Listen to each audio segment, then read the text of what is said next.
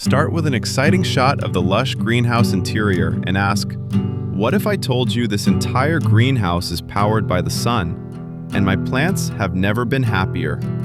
Hey guys, I'm Adam. Today I'll show you how I built a solar-powered greenhouse in my backyard, where plants grow faster and electricity cost is almost zero.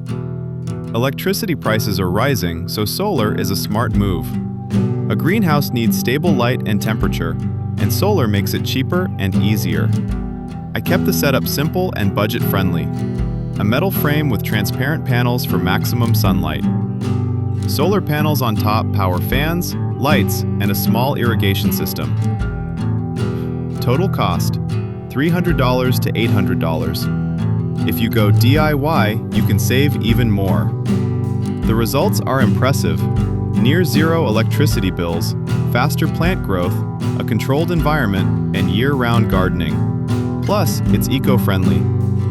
Avoid these mistakes: poor ventilation, wrong panel angle, and ignoring overheating.